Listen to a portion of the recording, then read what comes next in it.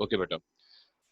तो यहीं से स्टार्ट करते हैं हम लोग। ये आपके पास चैप्टर नंबर 2 के जो हैं वो कुछ कंटेंट्स हैं या कोर्स आउटलाइंस हैं जो कि हम लोगों ने वन बाय वन डिस्कस करनी है। कल हम लोगों ने इंट्रोडक्शन ऑफ हाइड्रोजन और position of hydrogen modern periodic table में कुछ इसके पॉइंट जो थे वो डिस्कस किए थे। तो यहीं से हम दोबारा स्टार्ट करते हैं चैप्टर नंबर 2 सेकंड टॉपिक।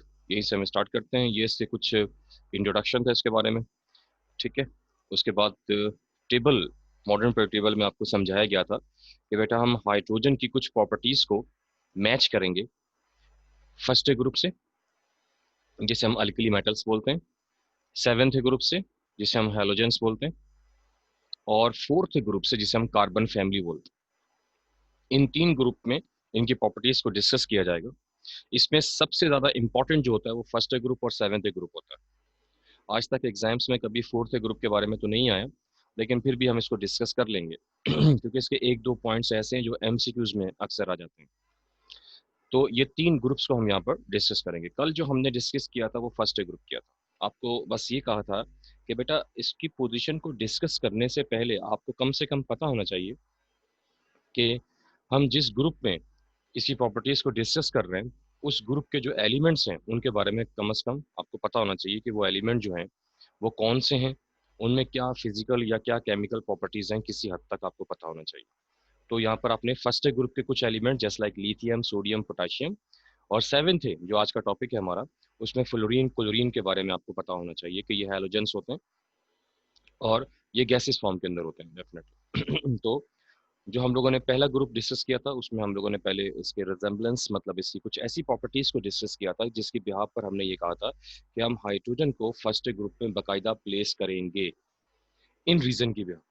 कुछ रीजंस आपको दिए थे, कुछ पॉइंट्स आपको दिए थे जिसकी बिहाफ पे हमने कहा था कि हम इसको इन पॉइंट्स की बिहाफ पर हम ये कहेंगे क्योंकि ये पॉइंट जो है वो हाइड्रोजन के और फर्स्ट ग्रुप के बिल्कुल मैच करते हैं, इसलिए हम इसे फर्स्ट ग्रुप में रखेंगे। जस्ट लाइक एग्जाम्पल, जैसे कि जो हाइड्रोजन होता है उसके भी फर्स्ट ग्रुप में एक इलेक्ट्रॉन होता है, और जो फर्स्ट ग्रुप के एलिमेंट्स हैं उसके भी आउटर मोशल में एक इलेक्ट्रॉन होता है। हाइड्रोजन के भी आउटर मोशल में एक इलेक्ट्रॉन है, और जो फर्स्ट ग्रुप के एलिमेंट्स हैं उनके भी आउटर मोशल में एक इलेक्ट्रॉन होता है, इसलिए हम इसको पहले ग्रुप में रखेंगे। यहीं से इसकी वैलेंशियल कॉन्फ़िगरेशन अगर देखी जाए तो इसकी भी बनती है NS1 और इन सब की भी बनती है बेटा क्या, NS1। तो ये दो पॉइंट्स थे जिसकी भी पे हमने कहा था कि हम इसको फर्स्ट ग्रुप में रखेंगे। इसके अलावा कुछ पॉइंट्स ये थे कि जब हाइड्रोजन इलेक्ट्रॉन को लॉस करता है तो इस पर पॉजिटिव चार्ज आता है। लिथियम, सोडियम, पोटाशियम, रुबीडियम, कोई भी एलिमेंट जो फर्स्ट ग्रुप से बिलोंग करता है जब वो भी इलेक्ट्रॉन को लॉस करेगा तो उस पर भी +1 का चार्ज आता है। तो इस एग्जाम्पल से ये तीन पॉइंट बनते थे कि both loss it's valence electron, के दोनों दोनों से मतलब हाइड्रोजन भी और फर्स्ट ग्रुप के एलिमेंट्स भी इलेक्ट्रॉन को लॉस करेंगे और पॉजिटिव आयन बनाएंगे। बिल्कुल सही, पॉजिटिव आयन बन रहा है। इसी प्रॉपर्टीज के बिहाफ पे हम इसे बोलेंगे कि ये क्या, ये इलेक्ट्रो पॉजिटिव इन नेचर होता है और इनकी वैलेंसी क्या होती है बेटा, +1 होती है। मतलब एक एग्जाम्पल के जरिए आप तीनों पॉइंट को यहाँ पर कवर कर सकते हैं। उसके बाद आपको ये बताया था कि हाइड्रोजन और फर्स्ट ग्रुप के जो एलिमेंट्स होते हैं वो इलेक्ट्रोनेगेटिव एलिमेंट के साथ रिएक्शन कर लेते हैं इजीली, और करने के बाद वो कुछ आयनिक कंपाउंड्स और कुछ जो है वो कोवलेंट कंपाउंड्स को क्रिएट करते हैं। मतलब कुछ ना कुछ कंपाउंड जो है यहाँ पर बन जाते हैं।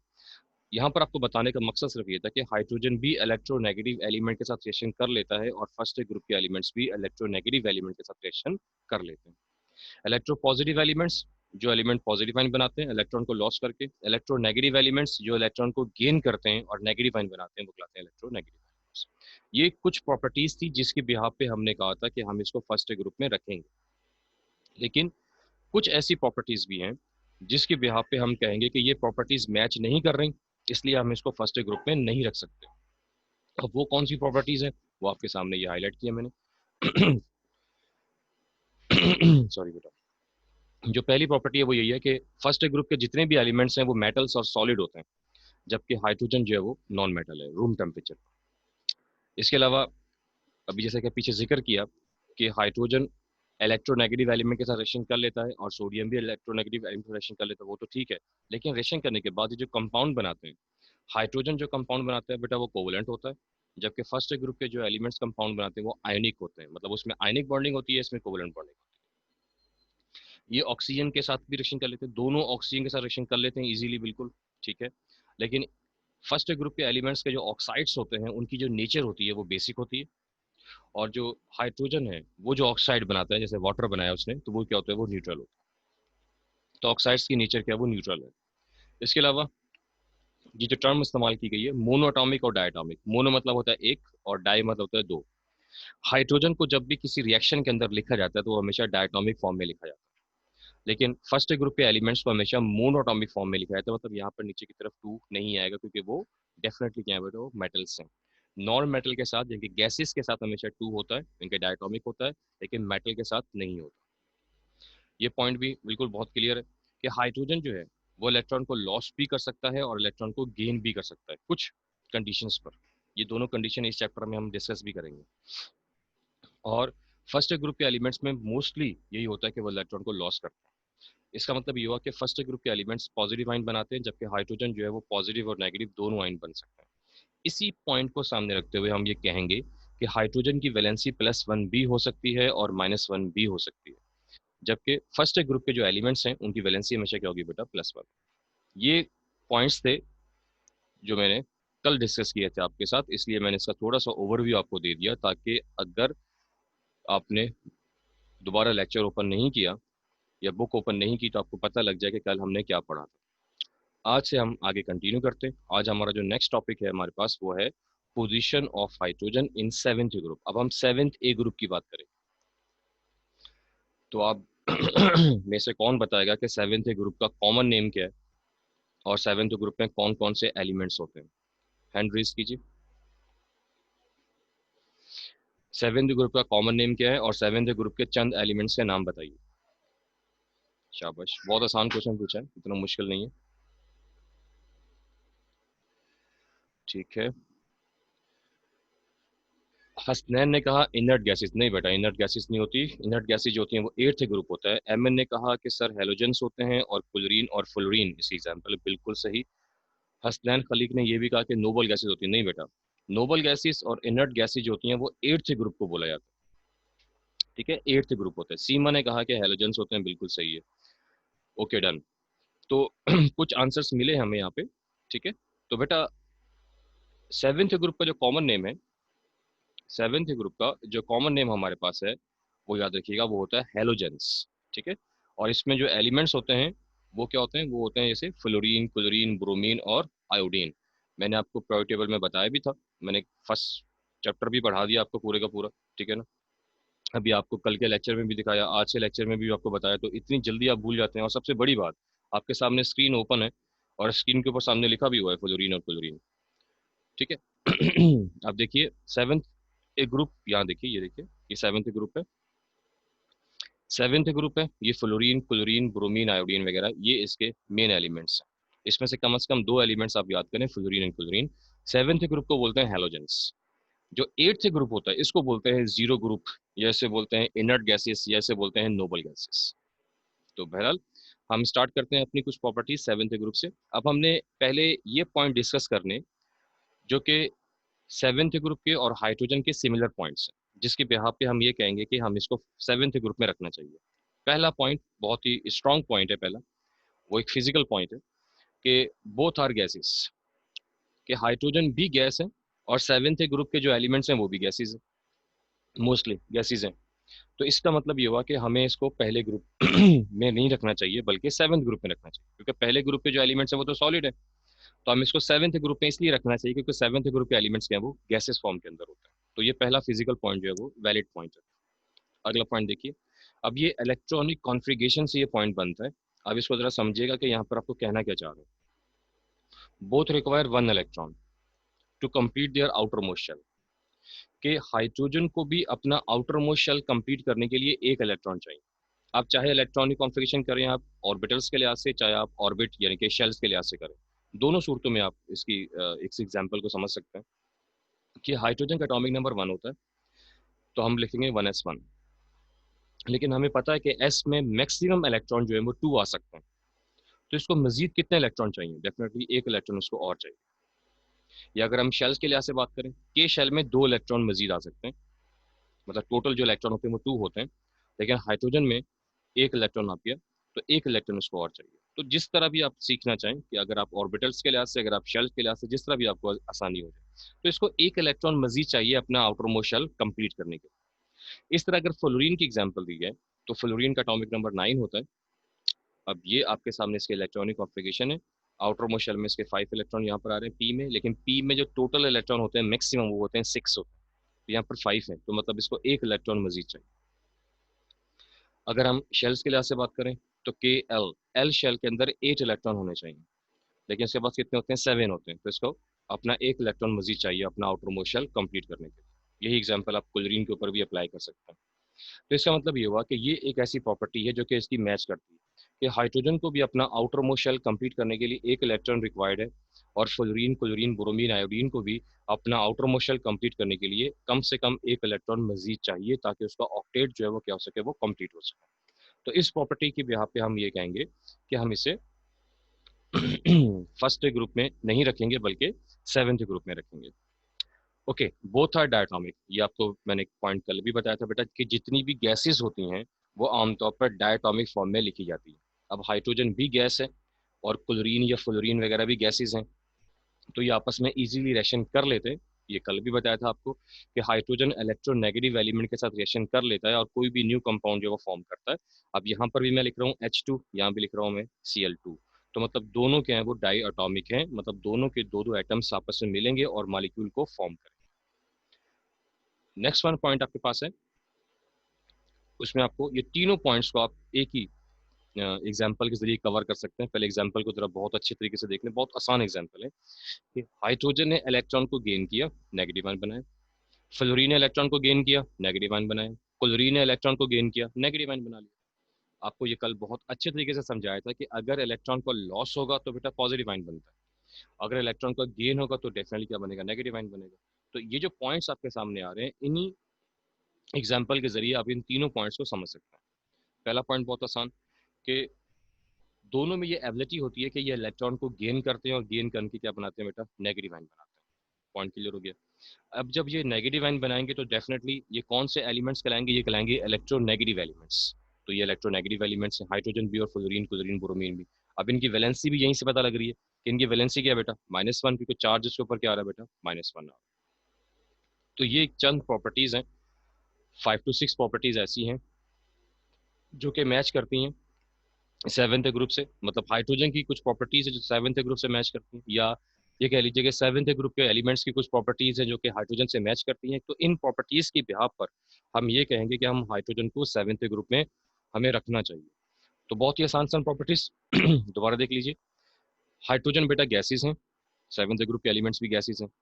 ये डायटोमिक होते हैं, इलेक्ट्रॉन को गेन करते हैं, सॉरी, इलेक्ट्रॉन को गेन करके नेगेटिव आयन बनाते हैं। इलेक्ट्रोनेगेटिव इन नेचर होते हैं, वैलेंसी -1 होती है, और इनको कम से कम एक इलेक्ट्रॉन मजीद चाहिए होता है अपना आउटर मोस्ट शेल कंप्लीट करने के लिए। ये चंद प्रॉपर्टीज हैं। अगर किसी भी स्टूडेंट को इन प्रॉपर्टीज में ये जो आज का टॉपिक है जिसमें हम लोगों ने सिमिलरिटीज को या रिजेम्बलेंस को डिस्कस किया है, इसमें किसी भी किस्म की कोई प्रॉब्लम है तो वह हैंड रेज करे और मुझसे वो पूछ सकता है, वरना फिर हम आगे चलते हैं।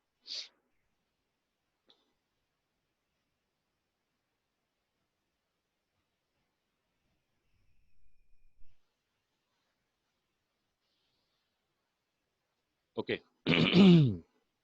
अब इसी किस्म के पॉइंट जो है, अब ये भी पॉइंट तकरीबन मोस्टली कल वाले पॉइंट से मिलते जुलते ही थे। बस आपने ये समझना है कि इन पॉइंट्स को आप लोगों ने यहाँ पर डिलीवर किस तरह करना है। पॉइंट्स वही हैं, वही नेचर ऑफ द एलिमेंट्स, मतलब गैसेस के बारे में बात हो रही है, सॉलिड के बारे में, वही इलेक्ट्रॉनिक कॉन्फ़िगरेशन है, डायटोमिक मोनोटोमिक का कॉन्सेप्ट है ना, इलेक्ट्रॉन का लॉस और गेन का कॉन्सेप्ट है। मतलब पॉइंट्स तकरीबन वही हैं जो कल डिस्कस किए। आगे भी पॉइंट्स वही आएंगे, बस आपको ये देखना है कि आपने उसको डिलीवर किस तरह करना है, कौन सा उसके बेनिफिशियल पॉइंट होगा, कौन सा उसके अगेंस्ट में जाएगा। Next one, hydrogen misfit. कि हाइड्रोजन मिसफिट है, हाइड्रोजन को हम लोग सेवेंथ ग्रुप में फिट नहीं कर सकते। कुछ रीजंस हैं जिसकी वजह से हम कहेंगे कि हम इसको फर्स्ट ग्रुप में, इसको हमें नहीं रखना चाहिए, सॉरी सेवेंथ ग्रुप में हमें इसे नहीं रखना चाहिए। अब वो कौन से पॉइंट्स हैं, अब वो देखते हैं। ओके, पहला पॉइंट जो है बहुत ही सिंपल सा पॉइंट पहला, इसके बारे में हमने कल भी बात की थी, ऑक्साइड्स। कि क्लोरीन जो है वो ऑक्सीजन से रिएक्शन करके ऑक्साइड्स बनाता है, और हाइड्रोजन भी ऑक्सीजन से रिएक्शन करके ऑक्साइड्स बनाता है। अब जो हाइड्रोजन ऑक्सीजन से करेगा रिएक्शन तो वो वाटर बनाता है मोस्टली, तो वाटर जो होता है बेटा वो न्यूट्रल होता है, मतलब इसकी जो पीएच होती है वो क्या होती है, वो 7 होती है। लेकिन क्लोरीन जब ऑक्सीजन से रिएक्शन करता है तो जो वो ऑक्साइड्स बनाता है, जैसे यहाँ पर उन्होंने क्लोरो ऑक्साइड बनाया, तो ये जो ऑक्साइड होता है इसकी जो नेचर होती है वो क्या होती है, वो एसिडिक होती है, यानी कि इसकी जो पीएच होती है वो 7 से कम होती है। तो ये एक मेन डिफरेंस इसमें आया कि इसमें दोनों ही ऑक्साइड्स बनाते हैं, अच्छी बात है, दोनों ऑक्साइड्स बनाते हैं, ये इसका यू समझ लीजिए कि सिमिलरिटी में आ गया कि ऑक्साइड बनाते हैं, लेकिन डिफरेंस में ये आ रहा है कि जो ऑक्साइड्स की नेचर है वो चेंज है। सेवेंथ ग्रुप के ऑक्साइड्स की नेचर क्या है, एसिडिक, और हाइड्रोजन क्या है बेटा, न्यूट्रल। आप में से कोई मुझे बता सकता है कि कल भी हमने ऑक्साइड्स के नेचर को डिस्कस किया था, तो जो फर्स्ट ग्रुप के जो ऑक्साइड्स थे, लिथियम ऑक्साइड या सोडियम पर या पोटाशियम ऑक्साइड, उनकी नेचर क्या होती है, एसिडिक, बेसिक या न्यूट्रल, कोई बता सकता है?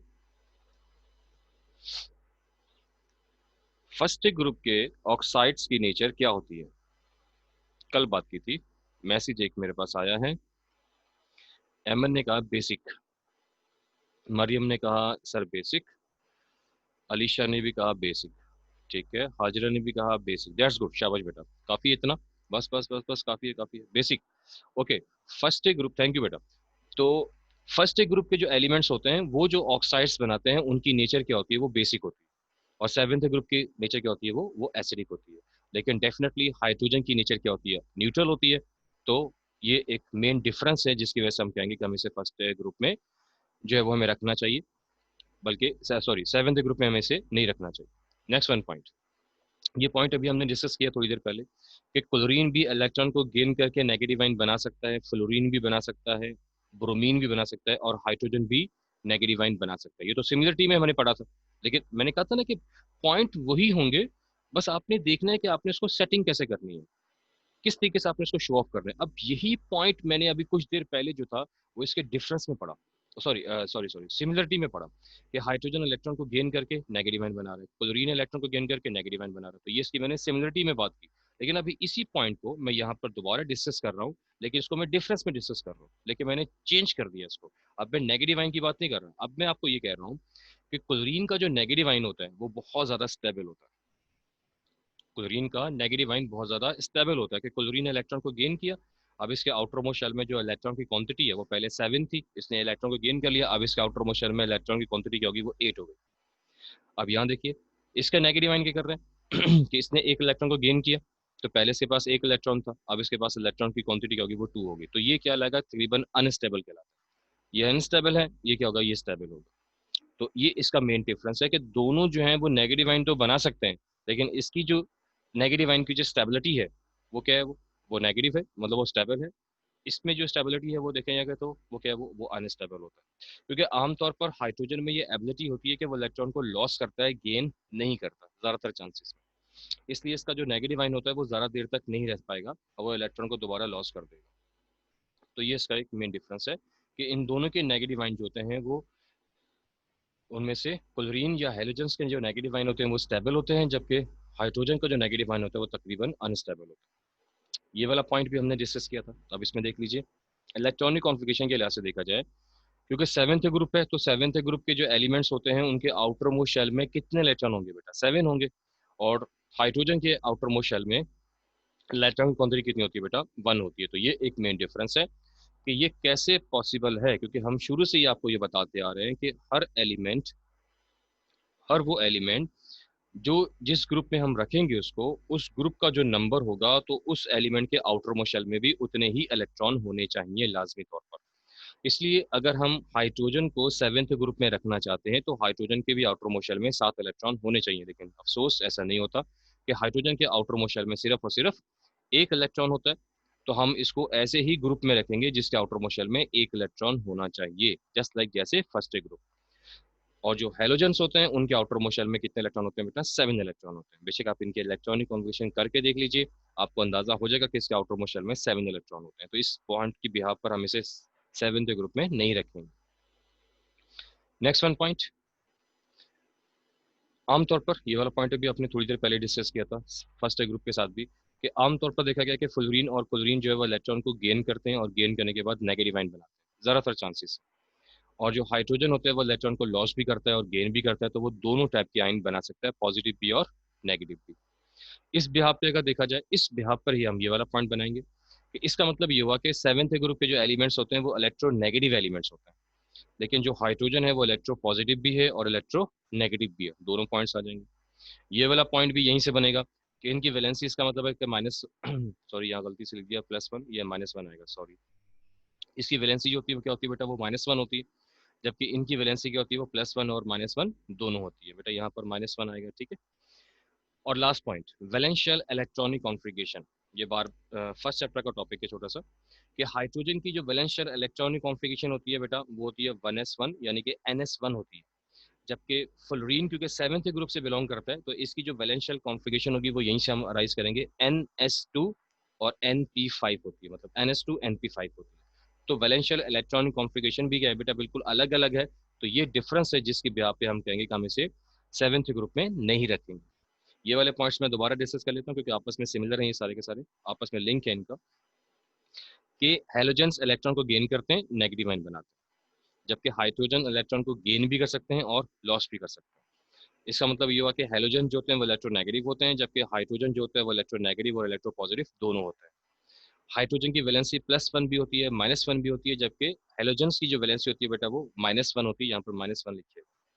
और लास्ट वन पॉइंट कि वैलेंशियल इलेक्ट्रॉनिक कॉन्फ़िगरेशन, ये हमने पहले भी डिस्कस किया था कि हाइड्रोजन की वैलेंशियल इलेक्ट्रॉनिक कॉन्फ़िगरेशन ns1 होती है, जबकि फ्लोरीन की यहाँ से निकालेंगे हम ns2 और np5 होती है। तो ये पॉइंट्स हैं जिसकी बिहार पर हम ये कहेंगे कि हम हाइड्रोजन को जो है वो सेवेंथ ग्रुप में नहीं रखेंगे क्योंकि ये उसमें मिसफिट होता है, ठीक है।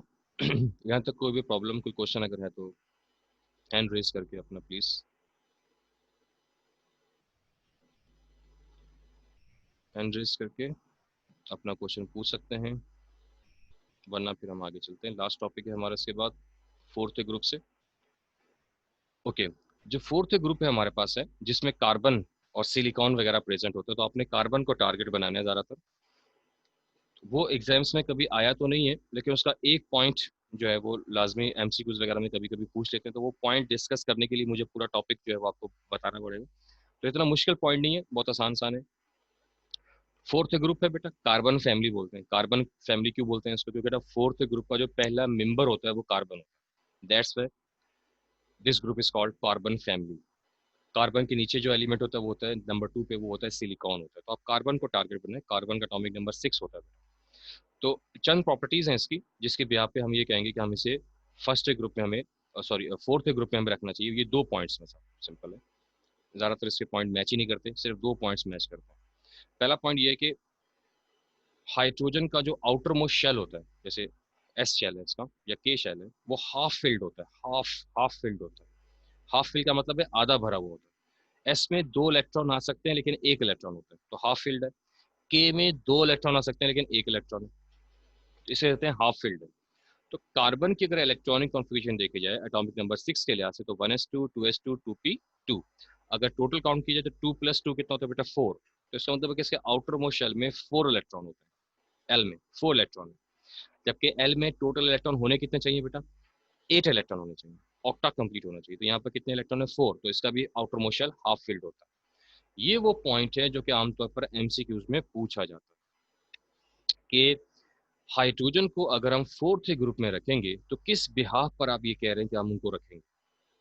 तो आप नीचे ऑप्शन लिखे होते हैं बहुत सारे, उनमें से एक ऑप्शन होता है कि दोनों का जो आउटर मोस्ट शेल होता है वो क्या होता है, वो हाफ फिल्ड होता है। तो ये वो पॉइंट है जो कि आपको बताना था।